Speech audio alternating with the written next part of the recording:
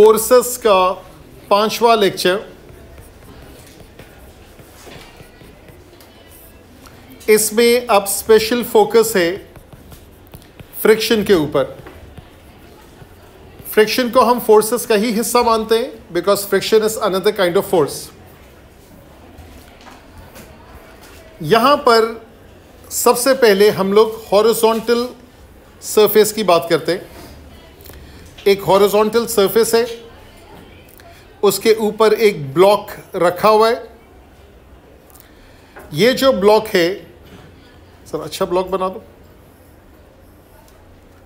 इस ब्लॉक का जो वेट है वो नीचे की तरफ है और जो रेजिस्टिव फोर्स है वो ऊपर की तरफ है। रिएक्शन फोर्स जो है वो ऊपर की तरफ है। तो सबसे पहले इसकी लेबलिंग ये है कि ये R है, ये mg है। पहले फ्रिक्शन का फॉर्मूला लिखता हूं, F max the maximum value of friction. और मैक्सिमम कब होगा कब नहीं होगा उसके बारे में बात करते हैं। The maximum value of friction is mu times R, where mu is known as the coefficient of friction। अच्छा, म्यू की जो वैल्यू है that can range anything greater than 0। याद रखिएगा ये प्रोबेबिलिटी नहीं है। अक्सर लोगों को गलतफहमी हो जाती है क्योंकि वो म्यू की इतनी सारी वैल्यूज देखते हैं तो अपने तौर पे उन्होंने अज्यूम कर लिया ज़्यादातर 0.5 आई, 0.7 आई, 0.9 आई तो म्यू 0 से 1 के दरमियान है। ऐसा कुछ भी नहीं है क्योंकि जिन लोगों का ये अजम्पशन था, एक मरतबा एग्जामिनर ने कोई दे दी थी कैलकुलेशन तो लोगों ने अपनी सही वर्किंग रॉन्ग कर दी based upon that wrong assumption. इसलिए मैंने लिखा है mu is greater than 0, mu is not a probability. ये समझाने के लिए मैं यहां लिख देता हूं। अच्छा, ये एक वैल्यू है जो दो चीज़ों को डिवाइड करके आती है जो कि पॉजिटिव ही होगी क्योंकि दोनों फोर्सेस पॉजिटिव होंगे। It would be greater than 0, it would go till infinity. जब हम बात करते हैं F max is mu R, for example अगर मैं m को लूं 1 kg और बल्कि मैं कोई और वैल्यू लेता हूं, m की वैल्यू मैं लेता हूं 2 किलोग्राम, g की वैल्यू है 10 मीटर पर सेकेंड स्क्वायर, mg की वैल्यू हो गई 20 न्यूटन और म्यू की वैल्यू मैं लेता हूं 0.4। तो जो एफ मैक्स है, मैक्सिमम वैल्यू ऑफ फ्रिक्शन है, that is 0.4 multiplied by 20, that comes out to be 8 newton. ये आपके वैल्यू आ गई एफ मैक्स की। अब यहां पर मैं आगे की तरफ एक फोर्स लगाता हूं जो उसको पुल कर रहा है। थोड़ा सा थिन कर देते, ये आगे की तरफ एक फोर्स जा रही है और एक फोर्स जो है ग्रीन वाली वो पीछे की तरफ जा रही है। इस फोर्स को भी लेबल करते हैं। यह अप्लाइड फोर्स है, ये एफ है, मैंने एफ मैक्स नहीं लिखा है। P is the applied force and F is friction. अब 3 सिनेरियोज मैं डिस्कस करता हूं। पहला सिनेरियो कि अप्लाइड फोर्स जो है वो 7 न्यूटन है। उससे पहले एक और बात, वो बात यह है कि फ्रिक्शन के 2 स्टैंडर्ड्स हैं जो कल हमने डिस्कस किए थे वर्बली, वो फिर से मैं लिख देता हूं। पहली चीज, friction always opposes motion. Friction अपने तौर पे कुछ नहीं कर सकता, हाँ कोई कुछ करेगा उसको रोकने की कोशिश करेगा। Friction always opposes motion. दूसरी चीज, friction always acts parallel to the surface. अगर सरफेस हॉरिजॉन्टल है फ्रिक्शन भी हॉरिजॉन्टल है, सरफेस वर्टिकल है फ्रिक्शन वर्टिकल है। सरफेस इंक्लाइंड है, friction will be along the inclined plane, इसको ऊपर वाले के साथ जोड़े, it will always oppose motion. Keeping this in mind, ये जो डायग्राम है, चूंकि मैंने अप्लाइड फोर्स सीधे हाथ की तरफ खींचने वाली बनाई, तो फ्रिक्शन किस तरफ होगा? उल्टे हाथ की तरफ। पहला सिनेरियो, अप्लाइड फोर्स 7 न्यूटन है, maximum value of friction 8 newton है, applied force is lesser than 8 newton, what is the conclusion? Will the particle move? The answer is no, क्योंकि फ्रिक्शन तो अपोज कर रहा है ना, उसकी मैक्सिमम वैल्यू 8 है, अप्लाइड फोर्स उस मैक्सिमम वैल्यू से कम है, कंपैरिजन उससे साथ होगा, चूंकि वो कम है, the particle won't move. Does everyone agree with this? अगर एग्जामिनर पूछेगा कंसेप्चुअल सवाल, what is the value of F at this instant, इस लम्हे पे एफ की वैल्यू क्या है? इस सिनेरियो में एफ की वैल्यू जो है वो 7 न्यूटन है। Why? Because of opposite and equal and action reaction forces.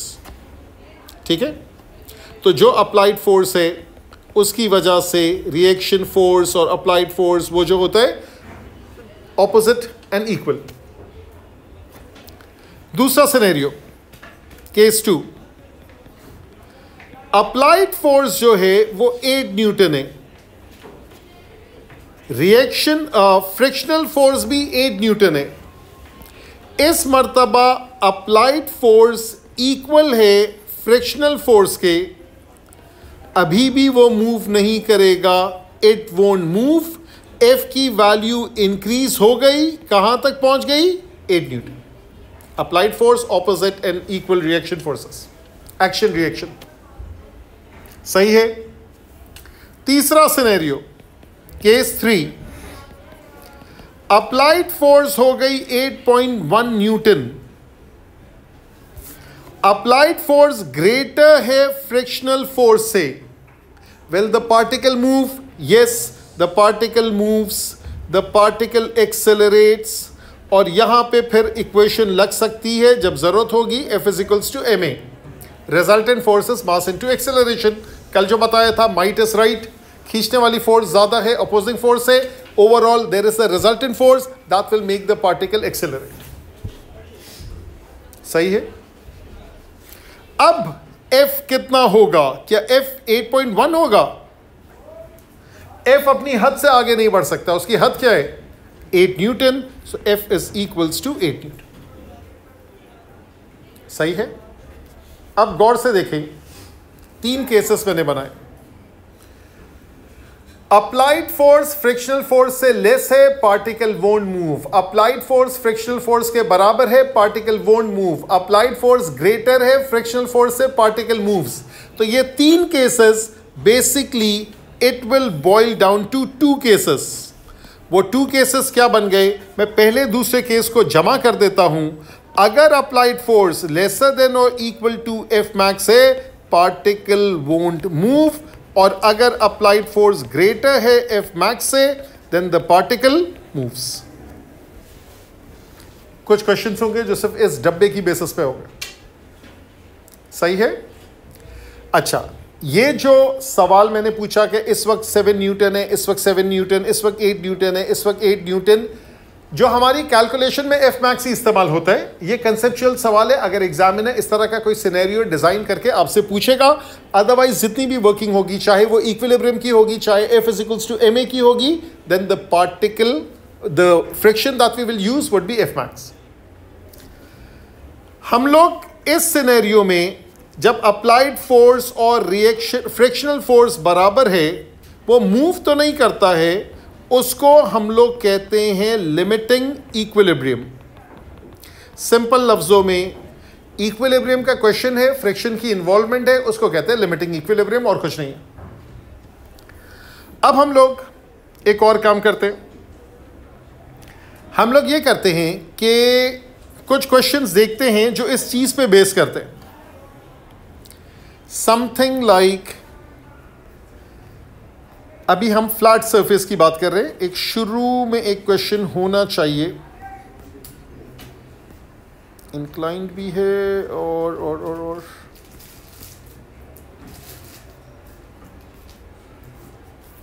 मेरे ख्याल से आगे होगा वो, ये रहा। ये बहुत ही मशहूर क्वेश्चन है और इस जैसे बार बार आते हैं। फ्लैट सरफेस का भी आता है, यानी कि हॉरिजॉन्टल सरफेस का भी आता है, वर्टिकल का भी आता है। अच्छा जी, 2 पेज पे मैं इसकी पेस्टिंग कर देता हूं, एक पेज पे एक पार्ट, एक पेज पे एक पार्ट।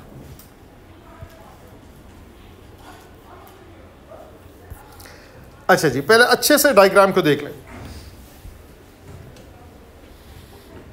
एक में पुश का कॉन्सेप्ट है, एक में पुल का कॉन्सेप्ट है, ऐसा ही है। Figure 1 is like push towards the particle. Figure 2 is like a pull using a rope or something. A block of mass 2 kg is at rest on a horizontal floor. The coefficient of friction is mu. Force of magnitude 12 Newton acts on the block at an angle alpha. Tangent of alpha is 3/4.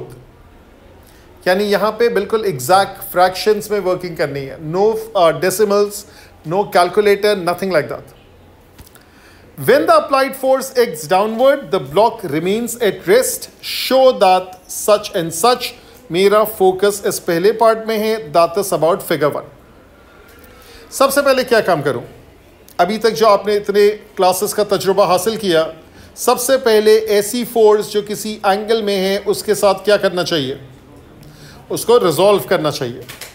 ये इसका horizontal component आ गया और जो ये green वाला है ये इसका वर्टिकल कंपोनेंट। यहाँ तक सही है? दूसरा सवाल, कंपोनेंट की डायरेक्शन किस तरफ होगी? Towards, away? टूवर्ड्स।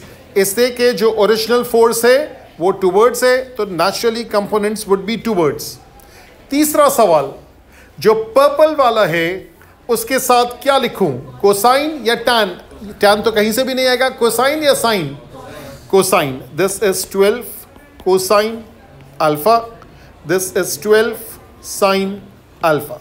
जो मैंने आपको समझाया है, याद कराया है, वो समझ लें। जिसके साथ अल्फा होगा, जिसके साथ एंगल होगा, जिस कंपोनेंट के साथ, वो हमेशा कोसाइन होगा, क्योंकि वो अल्फा का रिश्ते में, थीटा का रिश्ते में एडजेसेंट लगता है। Adjacent is always cosine. Naturally the other one has to be sine. ठीक है? पहला काम क्या किया? रियलाइज किया कि मुझे रेजोल्यूशन की जरूरत है। दूसरा काम क्या किया? उसके कंपोनेंट्स बनाए। तीसरा काम, उसके कंपोनेंट्स के एरो के बारे में सही से सोचा, फिर उसके बाद उसको लिखा। ये सारे आपका ब्रेन प्रोसेस कर रहा है। अब पांचवा काम क्या है? पांचवा काम ये है कि जब टैंजेंट की वैल्यू दी हुई है तो आप उसको लिखें समथिंग लाइक, उसके एग्जैक्ट रेशियोज निकालें, सिंपल सा एक ट्राइंगल बनाएं। This triangle has nothing to do with forces. ये तो सिंपल P1 का ट्राइंगल बनवा रहा हूँ। ये लिखा हुआ है अल्फ़ा, ये हो गया 3, ये हो गया 4, मशहूर ज़माना ट्राइंगल, ये 5 आ गया। Therefore sign of alpha is 3/5 and cosine of alpha is 4/5। यहाँ तक सही है? अच्छा, अब जो ये लिखा हुआ है 12 कोसाइन अल्फा, मैं इसको भी सिंप्लीफाई कर देता हूँ। 12 cosine alpha, that is 12 into 4/5। Multiply करूँ या ना करूँ, I am not sure, I am leaving it as it is. And 12 sine alpha, that is 12 into 3/5। ये मैंने अभी यूँ लिख दिया। अब ये सारे काम मैंने अभी सिर्फ और सिर्फ 12 न्यूटन के लिए मेहनत की है। अब क्या करना है? यहां पर अप्लाइड फोर्स कौन सी है? जैसे पिछले कंसेप्चुअल क्वेश्चन में अप्लाइड फोर्स P थी, यहां पे क्या है अप्लाइड फोर्स? जो 12 कोसाइन अल्फा है ये अप्लाइड फोर्स है।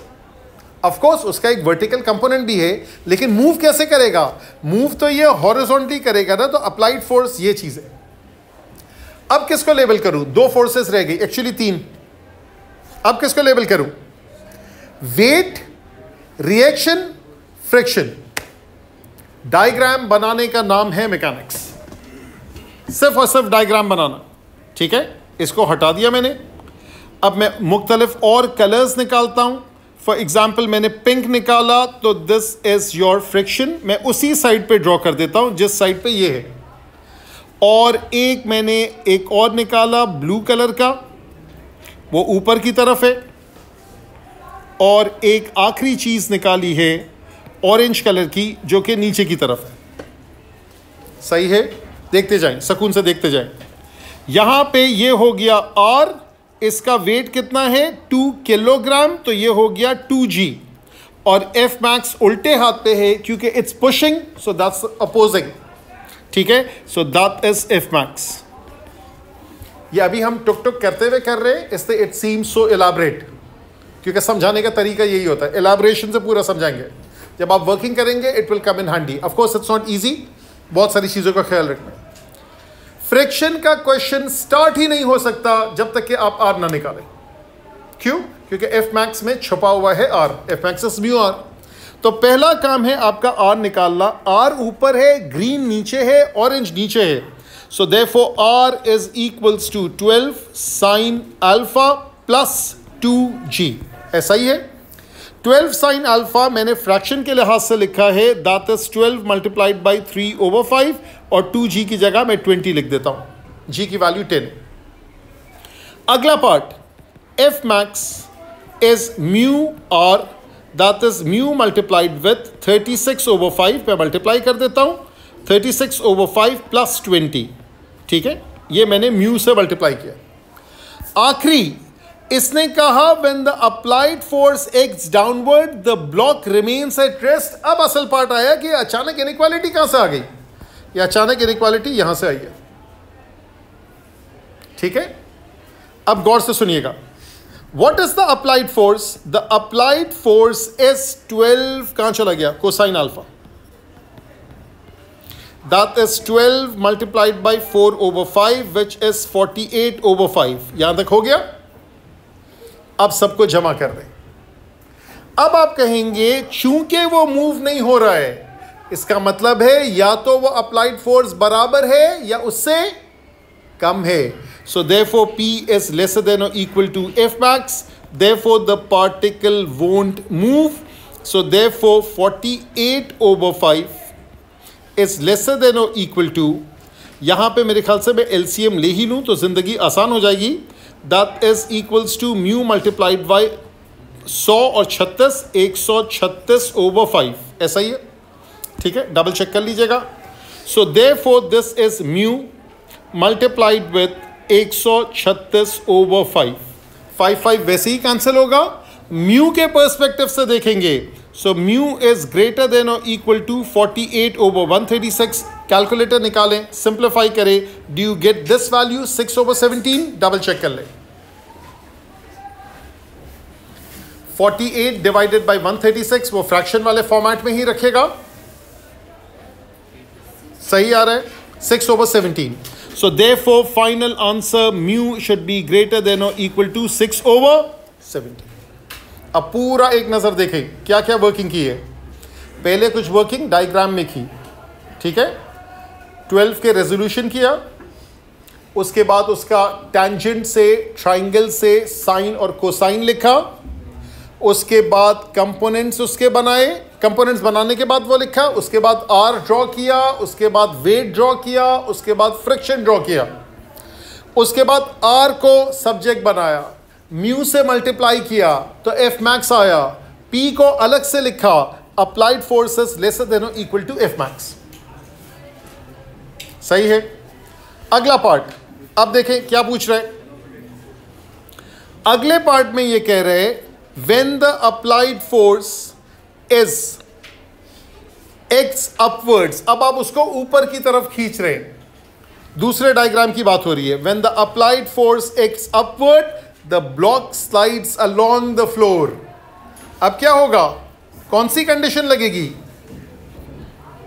The applied force is greater then this thing.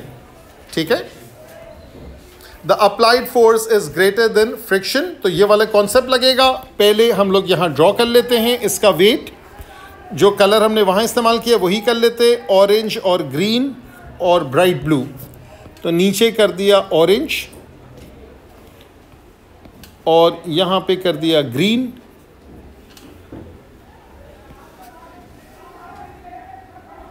और एक और कर दिया ब्राइट ब्लू।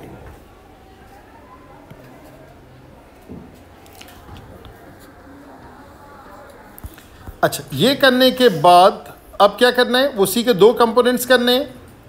एक पर्पल वाला है, उसको भी ड्रॉ करना है।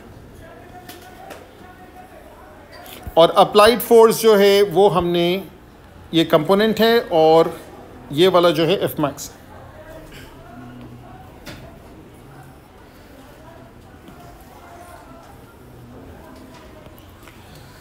चलो जी, लेबलिंग स्टार्ट करते हैं। यहां पर जो है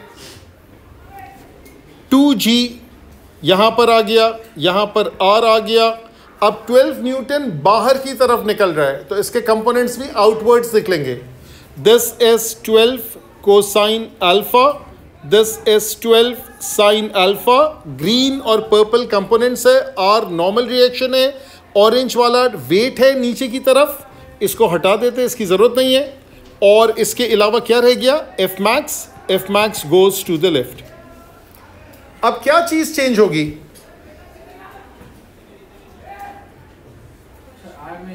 अब R की वैल्यू चेंज होगी। इतना आगे का नहीं सोचे क्या माइनस होगा क्या नहीं, ये इतने नतीजे पे नहीं जाएं, एरो की डायरेक्शन है उस पर फोकस करें।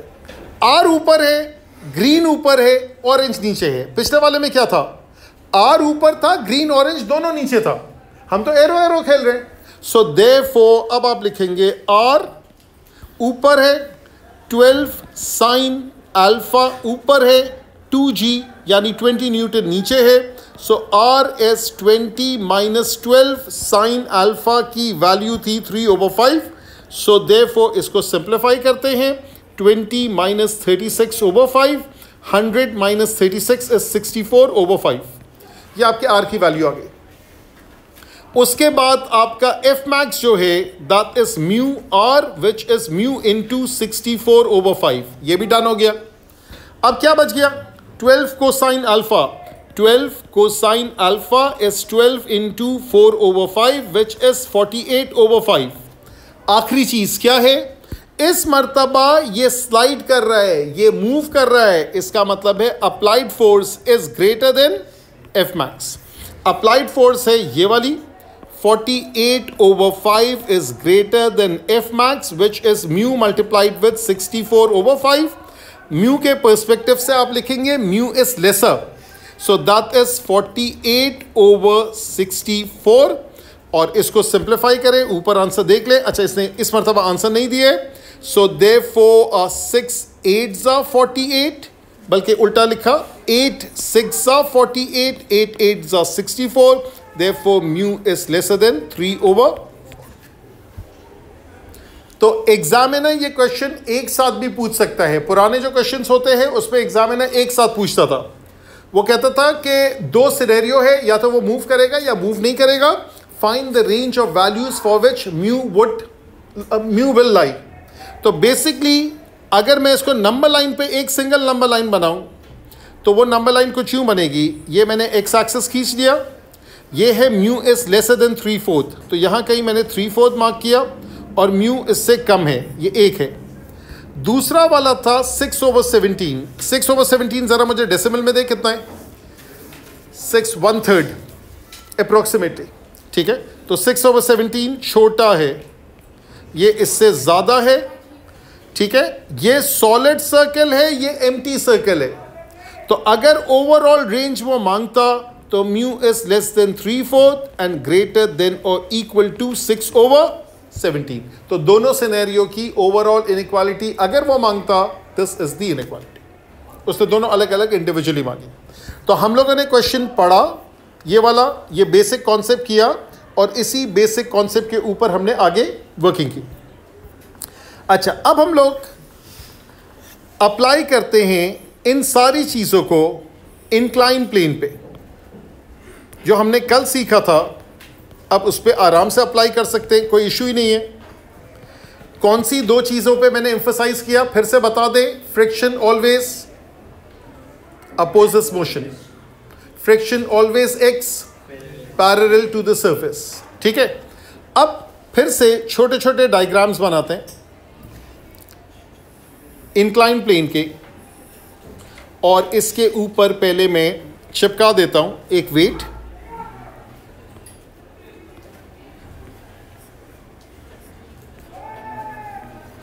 और इसके कंपोनेंट्स भी एक साथ में चिपका देता हूं। ये एक कंपोनेंट हो गया, ये दूसरा कंपोनेंट हो गया, ठीक है। और यहाँ पे मैं लिख भी देता हूँ, ये हो गया एम जी साइन थीटा, ताकि मुझे बार बार ड्रॉ नहीं करना पड़े, और ये हो गया M G cosine theta provided this is theta. तीसरी चीज़ भी मैं लेबल कर लेता हूँ, that is the normal reaction force, क्योंकि ये तीन तो होंगे ही होंगे, इसके बगैर तो बात बन ही नहीं सकती। This is R. ये आपका जो वर्किंग है, जितने क्वेश्चंस अब मैं करूंगा इन सारे क्वेश्चंस में यही डायग्राम मैं इस्तेमाल करूंगा। तो मैं इसको कॉपी भी कर देता हूं, और यहां पे पहला सिनेरियो, हर पेज पे मैं एक सिनेरियो लिखूंगा, ये दूसरा, ये तीसरा,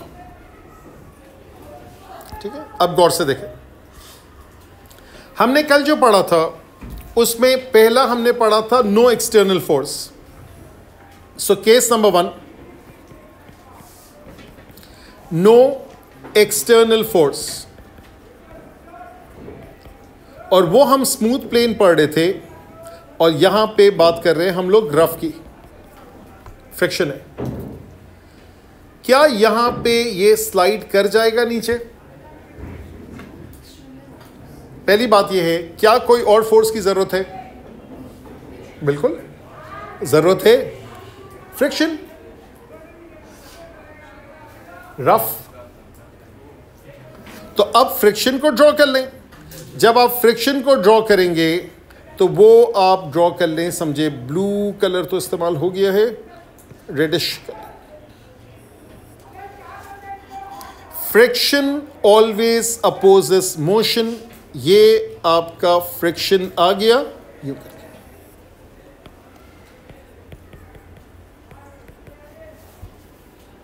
सही है।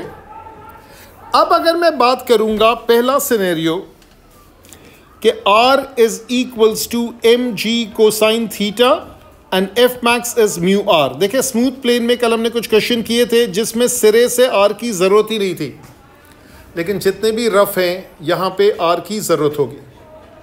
R की value M G cos theta, F max जो है वो म्यू आर है, mu M G cos theta. अगर सिनेरियो नंबर 1 इक्विलिब्रियम है तो अब आप फोर्सेस ऑन द प्लेन की बात करेंगे। आप कहेंगे M ji sine theta is equals to F max and M ji sine theta equals to mu M G cosine theta. इससे एक रिजल्ट आता है, एज सच हमें उस रिजल्ट की जरूरत नहीं पड़ती है, लेकिन एक बहुत अच्छा रिजल्ट आता है। वो ये है कि sine over cos is tangent, M G cancel, mu is tangent of theta. शायद अगर आपने फिजिक्स तरीके से पढ़ा हो तो उसमें यह पढ़ा होगा। जो कोफिशिएंट ऑफ फ्रिक्शन है उसकी value is equals to tangent of theta. ये वैसा ही है जैसे कि आपने कोऑर्डिनेट ज्योमेट्री में पढ़ा है कि tangent theta equals to gradient of a line. तो यहां पे कोफिशिएंट ऑफ फ्रिक्शन इस सिनेरियो में म्यू के बराबर है, coefficient of friction tangent of theta के बराबर है। क्या ये नीचे मूव हो सकता है? हो सकता है, बिल्कुल, क्यों नहीं हो सकता है। It can move down, slide down, वो इंग्लिश अपने हिसाब से देख लीजिएगा। मूव डाउन होने के लिए M ji sine theta minus F max is equals to mass into acceleration. F max की एक्सप्रेशन वहां लिखी हुई है। ऑफ कोर्स क्वेश्चन में कैलकुलेशन होगी, वैल्यूज डालेंगे, सिंप्लीफाई करेंगे। वर्किंग का कॉन्सेप्ट बता रहा हूं। अभी तो एक्सटर्नल, अभी से बात कर रहे हैं एक्सटर्नल की। स्मूथ प्लेन में कोई एक्सटर्नल फोर्स नहीं थी, कोई इसको रोकने वाला नहीं था, वो स्लाइड कर रहा है। यहां पे फ्रिक्शन है, तो इक्विलिब्रियम अगर होगा तो weight component equals to the friction. और क्या ये मूव डाउन, अब हम दूसरे सिनेरियो की बात कर रहे हैं, क्या ये नीचे जा सकता है? The answer is yes. अगर आपका वेट कंपोनेंट ग्रेटर है एफ मैक्स से, बात ये हो रही है ना कि ये वाली चीज जो है इसके मुकाबले में this is greater then this, तभी वो मूव करेगा। तो difference is mass into acceleration. इस सिनेरियो में can it move up? Physics का ईमान बहुत कमजोर है आप लोगों का। ठीक है, अल्लाह का शुक्र है कि जिन लोगों ने S2 ले लिया, ठीक है, जस्ट इमेजिन अगर उनमें से S2 वाले यहाँ मौजूद होते तो फिर क्या हालत होती। फ्रिक्शन अपने तौर पे आगे ऊपर खींच ही नहीं सकता, सही है। Friction can not pull on its own, friction रोक सकता है, अपोज कर सकता है, लेकिन खींच नहीं सकता। तो इसमें यह सिनेरियो मौजूद ही नहीं। केस नंबर 2 पर आए। एक्सटर्नल फोर्स एक्स, इसमें भी 2 सिनेरियो हो सकते हैं, मैं भी एक ही ले रहा हूं। External force acts parallel to the surface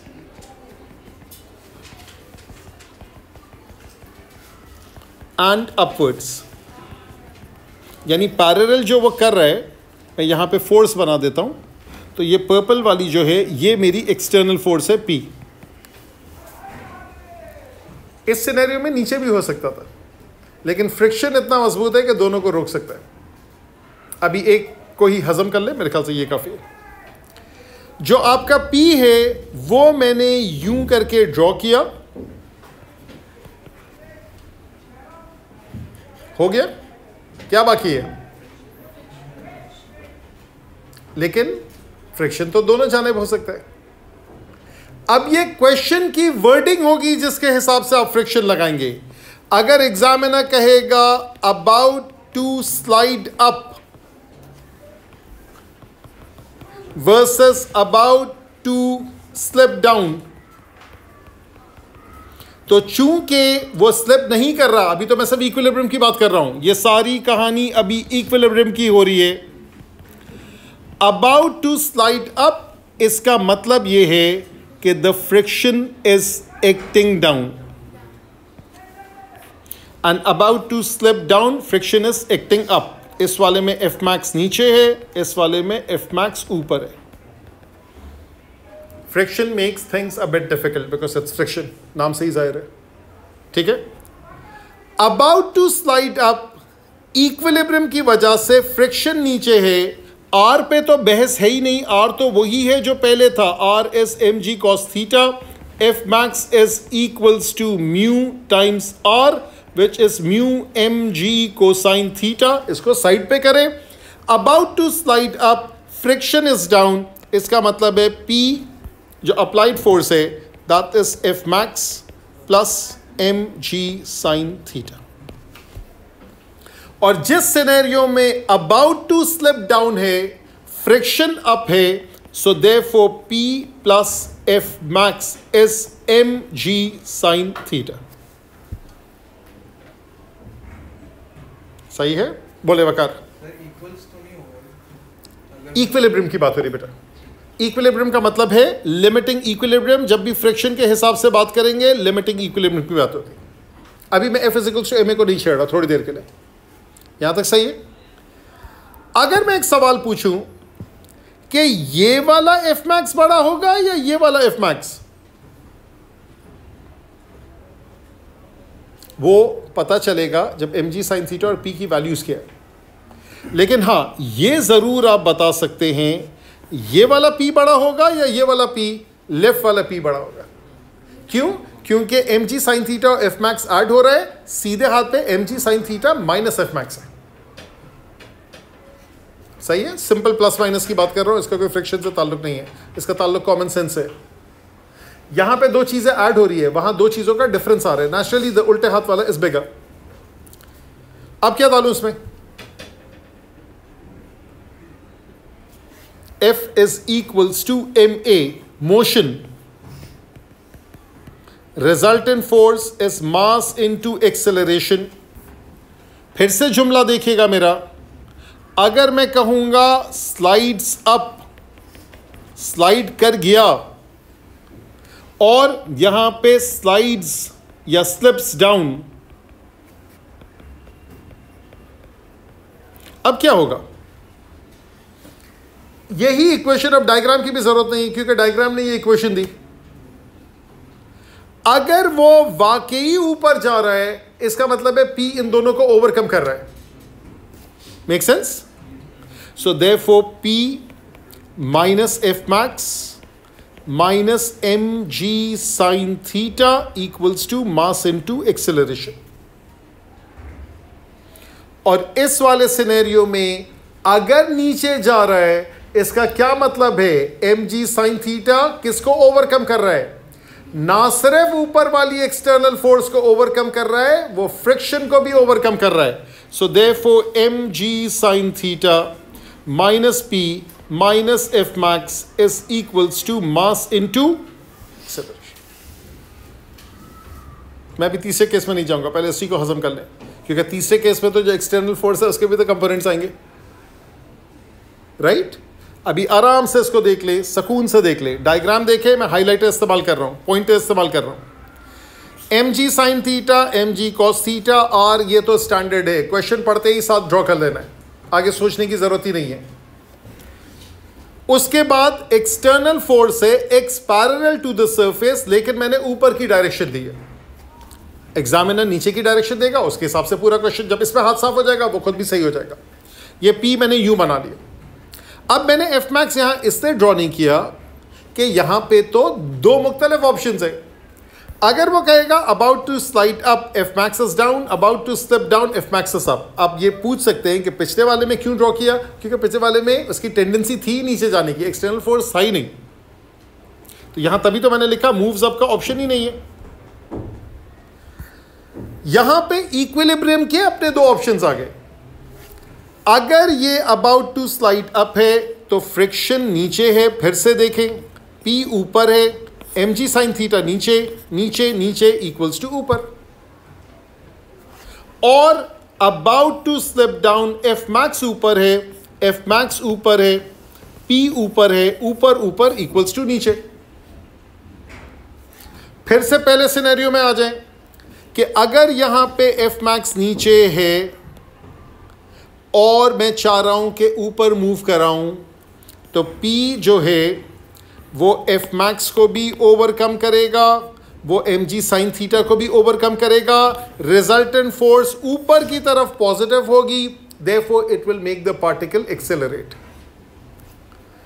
फिर से आ जाएं इस पे मोशन पे कि about to slip down F max is up, F max भी रोक रहा है पार्टिकल को, P भी लगा हुआ है पार्टिकल रोकने के लिए, लेकिन एम जी साइन थीटा इतना स्ट्रांग है कि इन दोनों को ओवरकम करते हुए नीचे जा रहा है। मैकेनिक्स में थोड़ा सा जज्बात डालें, ठीक है, थोड़ा सा पार्टिकल के लिहाज से सोचे, तब समझ में आएगा, फोर्सेस के लिहाज से सोचे। तो ये वाला इन दोनों को ओवरकम कर रहा है, एफ मैक्स ऊपर था, सो एम जी sine theta minus P minus F max, still वो इतना स्ट्रांग है कि वो नीचे जा रहा है, that is mass into acceleration. यहाँ मैं फोर्सेस का लेक्चर 5 जो कि फ्रिक्शन की इंट्रोडक्शन थी, वहाँ पे मैं इसको रोकता हूँ, कल इससे आगे कंटिन्यू करेंगे।